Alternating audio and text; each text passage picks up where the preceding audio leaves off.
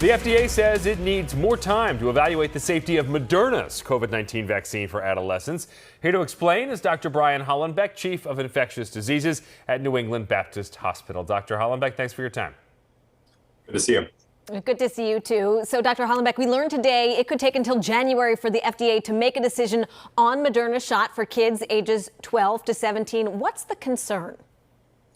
The concern is for a rare but recognized side effect of both the Pfizer and Moderna vaccine called myocarditis. This is an inflammation of the heart or around the heart.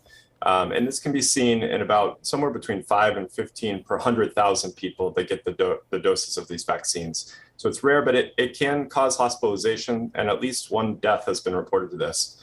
So the FDA wants to look a little bit more closely to Moderna's vaccine, specifically in this age group. And they know that in a few months, we'll get some additional data from other countries, and that will be helpful in informing the decision. Well, you mentioned Pfizer's vaccine. That vaccine is already available to kids in this age group. So I guess why is that? Why was that approved while Moderna's on hold? And is there any data yet suggesting that there may be a link between the Pfizer vaccine and those rare cases of myocarditis? Mm-hmm. You can see it with Pfizer as well. We do see it in the adolescent population, and that is where it seems to be the highest risk. So men under 30 have the highest risk of this.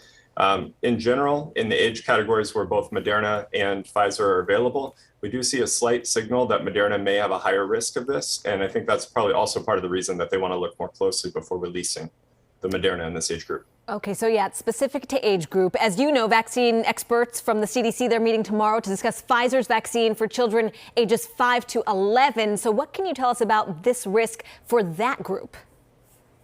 Yeah, so in the 5 to 11 age group, they will be getting about a third of the dose of the adolescent or adult Pfizer vaccine, so a much lower dose.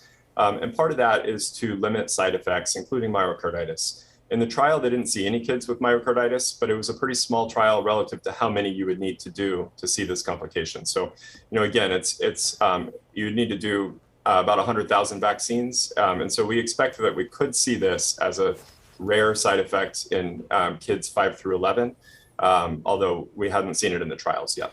All right, last week the FDA voted overwhelmingly in favor to authorize Pfizer's pediatric vaccine. But some committee members said that they hoped the CDC would limit distribution to kids with additional risk factors. Any chance you think that's likely to happen? I think at the end of the day, probably not. I think it will be released. What they're really looking at is risk versus benefit. And in the kid population especially, this is important because clinical disease from COVID-19 happens, but it happens at a much lower rate than it does for older adults.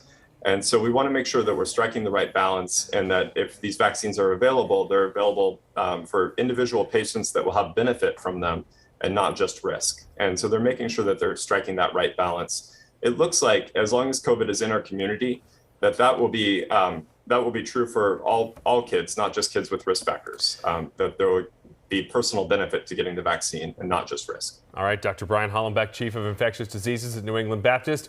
Good to see you, sir. Thanks for your time. Thank you.